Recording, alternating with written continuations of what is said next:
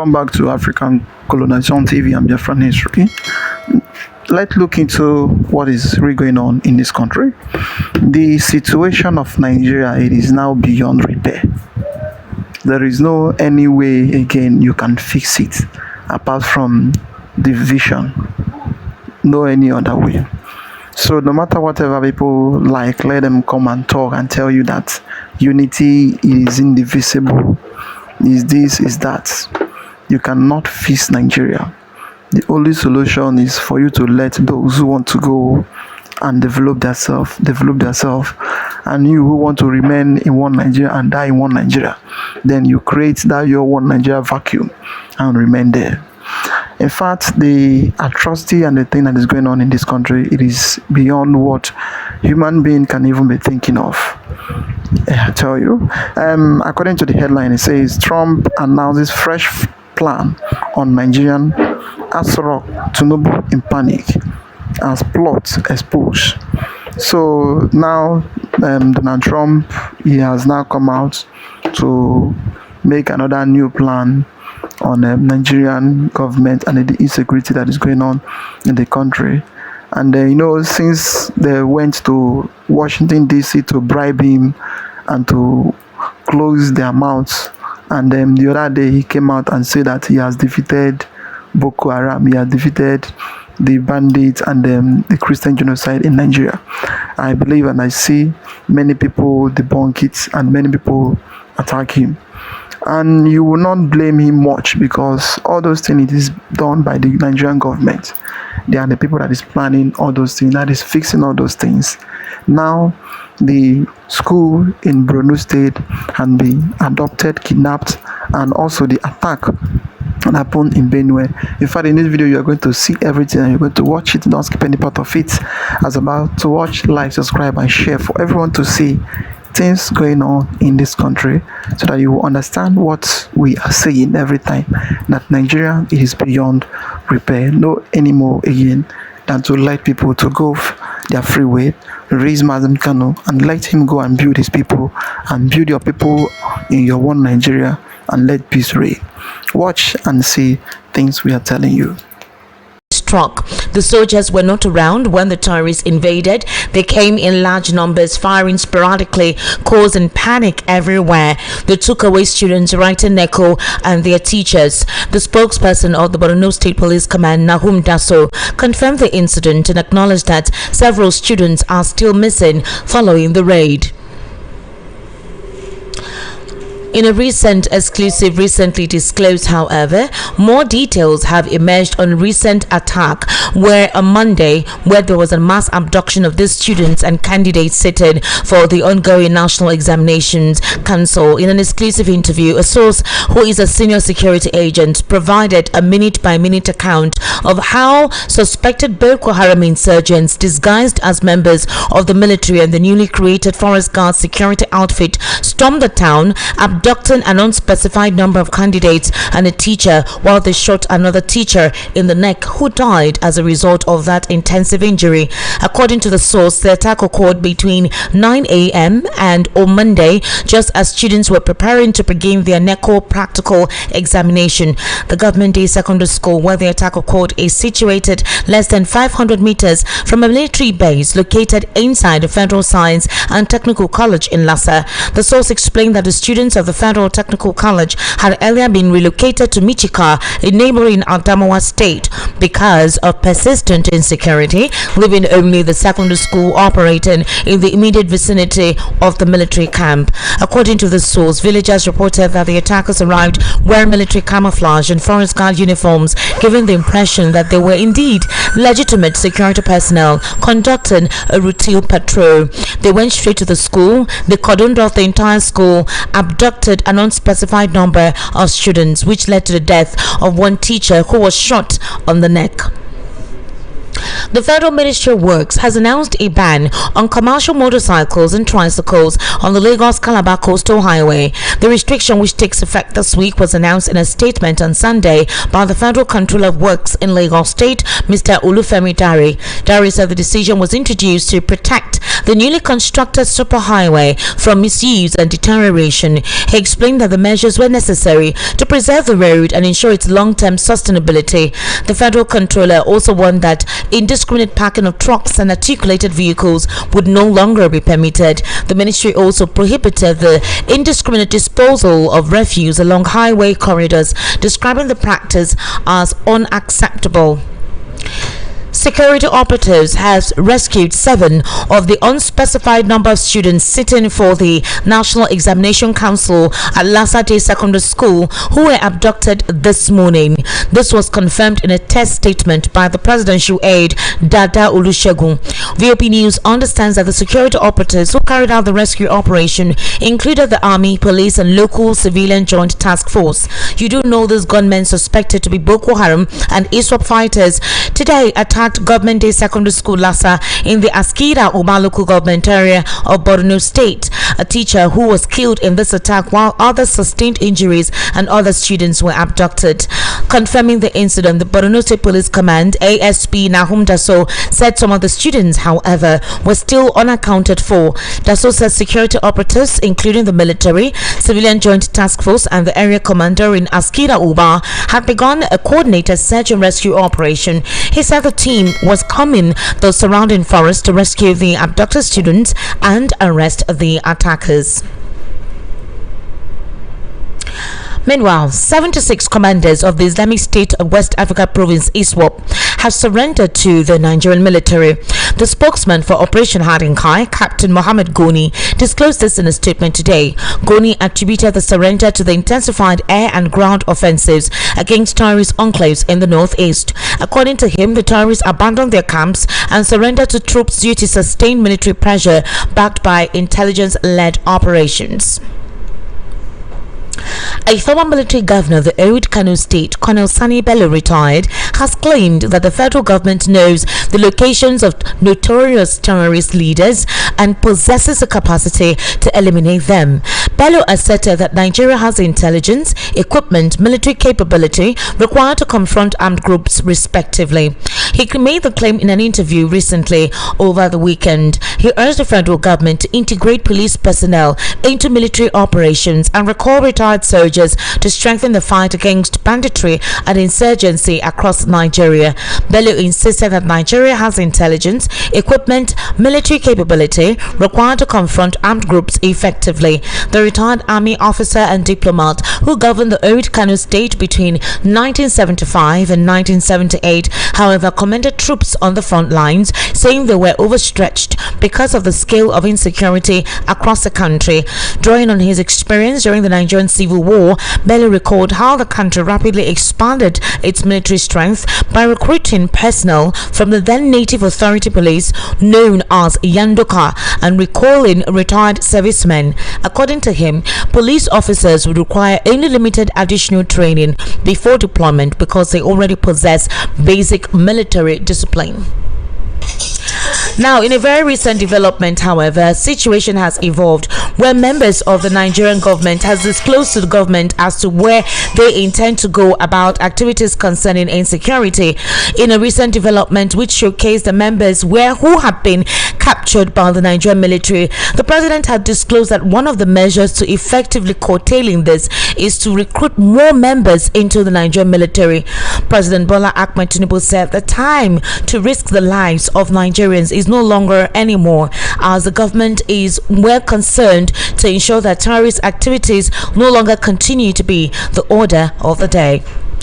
The vice presidential candidate of the African Democratic Congress, Rotimi Amici, has claimed that Nigerian politicians steal results sheets at the risk of the lives of ad hoc staff of the Independent National Electoral Commission. Amaechi made this known while addressing a group of youth in a video making the rounds online on how to secure their votes. The former governor of Rivers State also claimed that politicians do not care about citizens and warned parents against allowing their children to serve as ad hoc staff. Amaechi also urged Nigerians to always insist that their votes be counted at the polling units during elections and uploaded. He also disclosed that elections are near and that Nigerians should not forget that there is an election that would have been rigged in Nigeria. The election that made Kwankwaso governor. How many of them remember when they looked outside and saw 500 persons? What did they do? He wishes the election and there were more 1 million persons in front of INEC, and if they all do this, ADC can mobilize 1 million people to INEC office.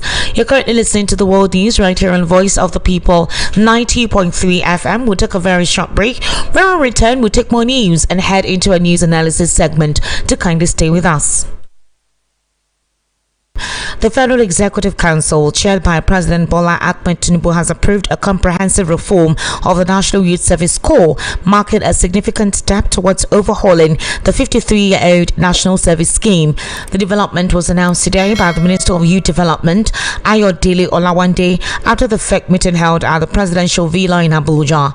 Speaking with State House correspondents, Olawande said the approval would include a full review of the NYSC to align it with Nigeria's current realities and development priorities. The minister noted that the NYSC, established in 1973 in the aftermath of the Nigerian Civil War, was created to foster national unity and integration by deploying graduates to states other than their own for 1 year of national service.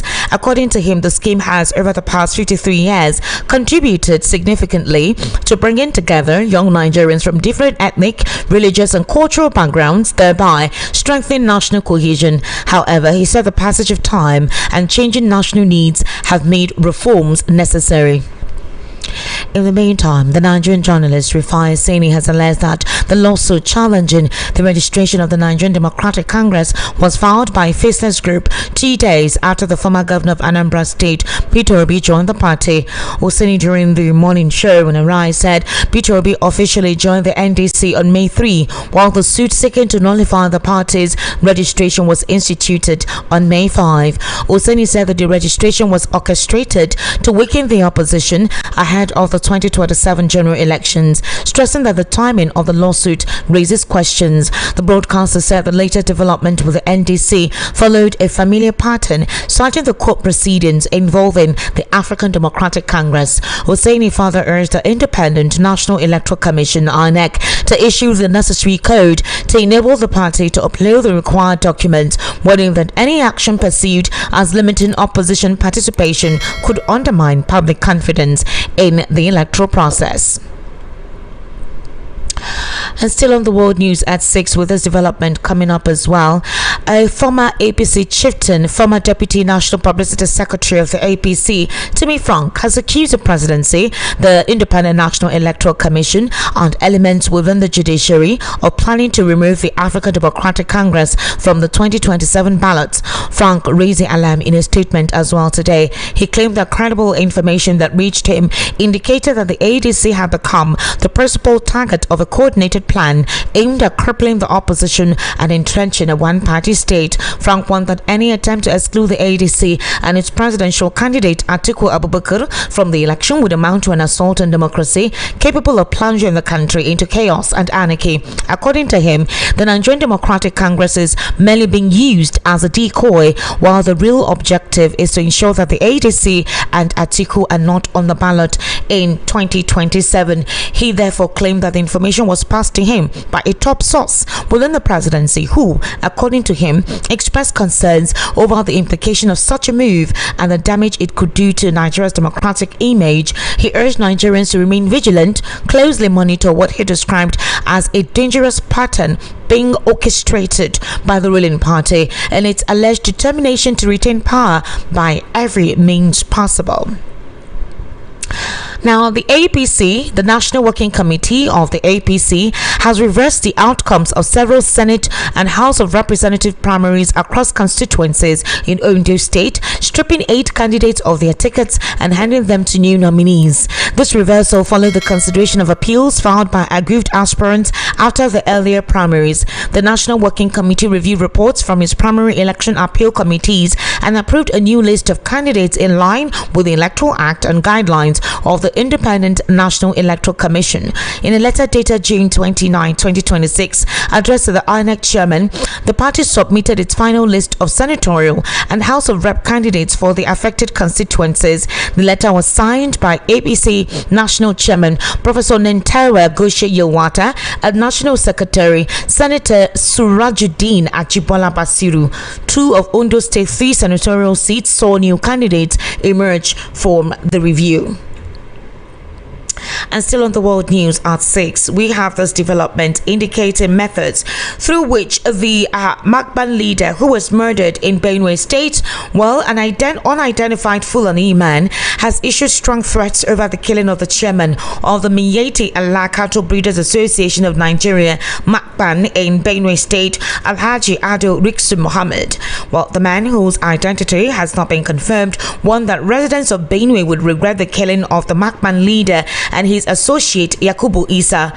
A video surfaced days after the killing of Ado Riksu, who was reportedly attacked and killed while returning from a peace meeting in Ohimini local government area of Benue State. According to reports, the meeting was convened by the divisional police officer of the area and also disclosed, however, that issues amounted to members calling for authorities to investigate what happened. 8 persons so far has been arrested by the police. According to reports, the meeting was convened by the divisional police officer of the area as part of efforts to address recurrent security concerns involving farming communities and Fulani herders. The killing has continued to generate reactions within Fulani communities and among concerned residents across the state. Now, in the viral video, this unidentified Fulani speaker described the late Makban chairman as a highly respected figure whose influence went beyond ordinary leadership within the Fulani community. Expressing anger over the incident, he issued a direct warning to the people of Benue. Benue people will regret this. Killing this man is like killing our own president.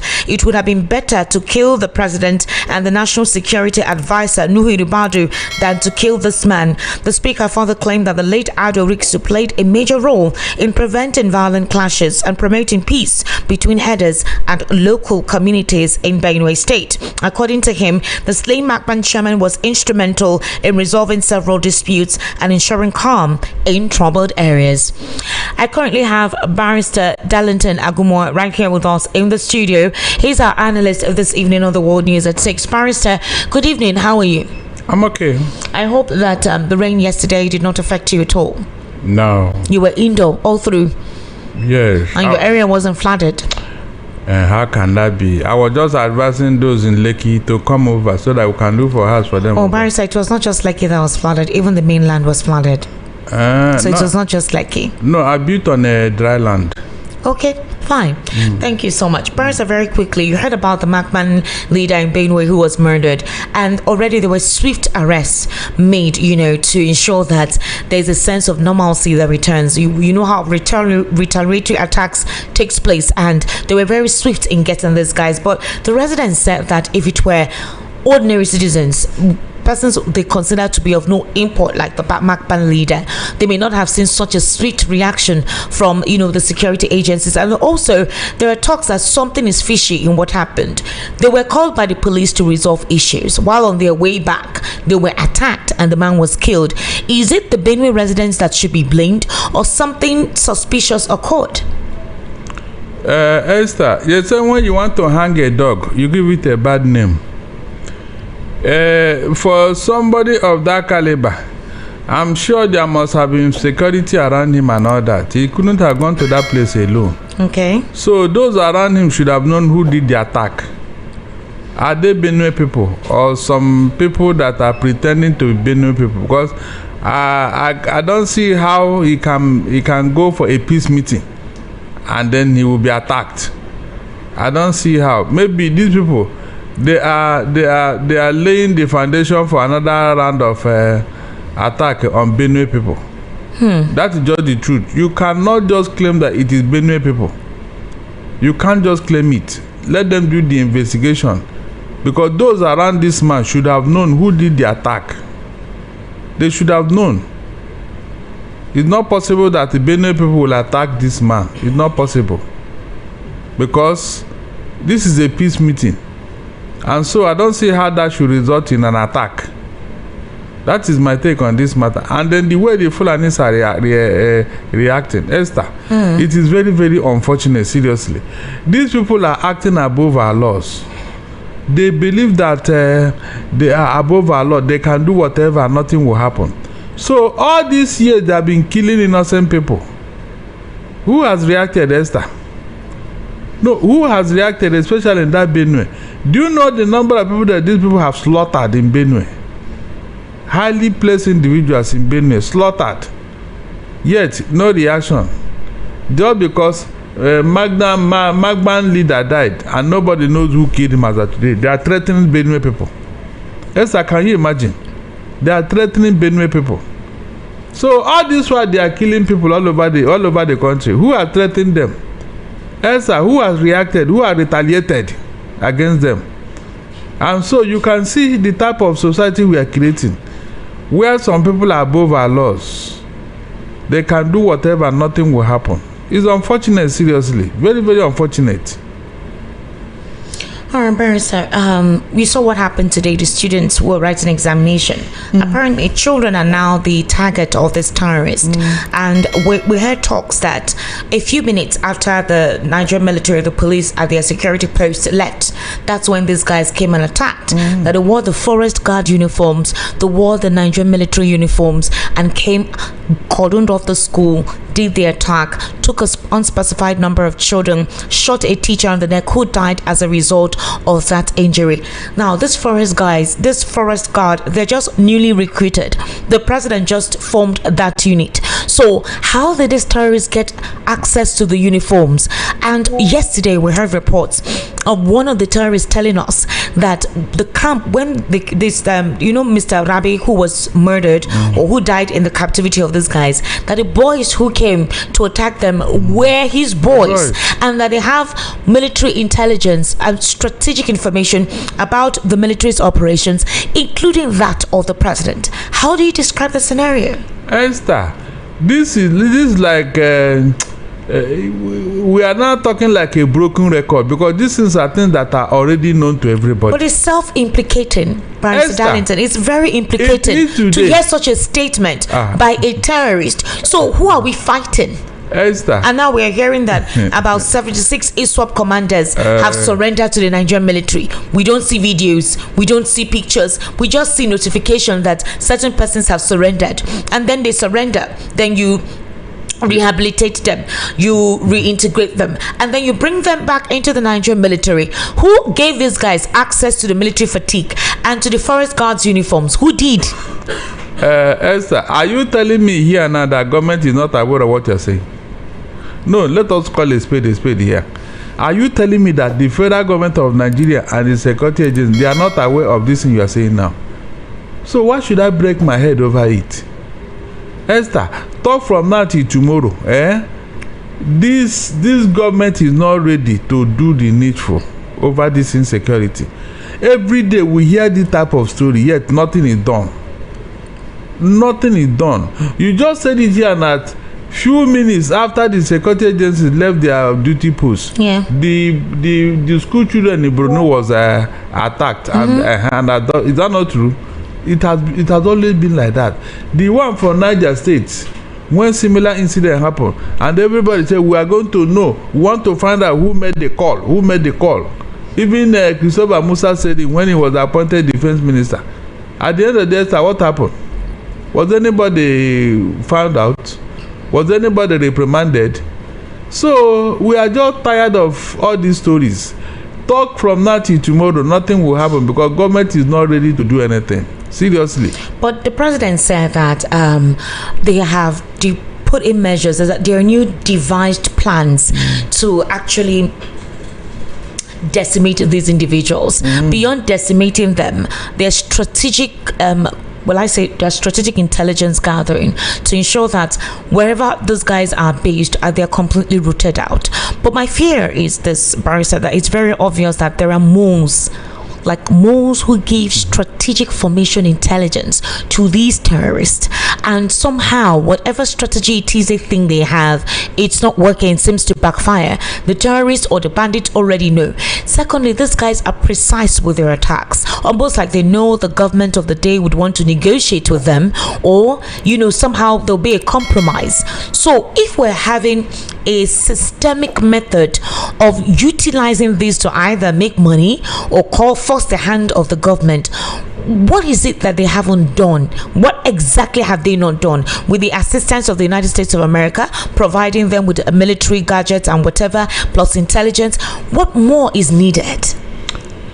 What is needed is the political will to do the needful. If the president is saying he has a political will, but we still see this kind of attitude. Exactly. Action speaks louder than words, Esther.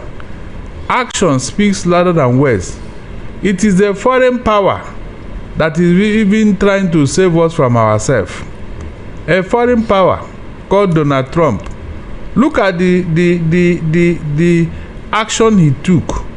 Look at what he did. In fact, trying to identify the terrorist commanders all over the world.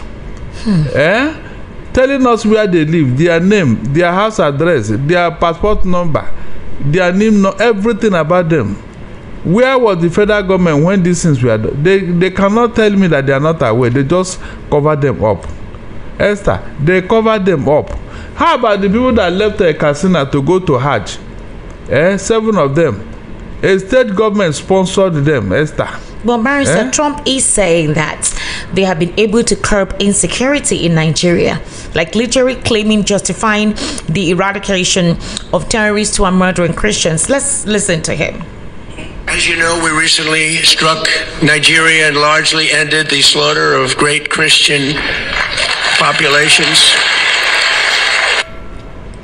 So in what way did that happen? I mean, how does whatever exclamation or disposition or expression of Trump, what's the evidence that they've been able to decimate those guys?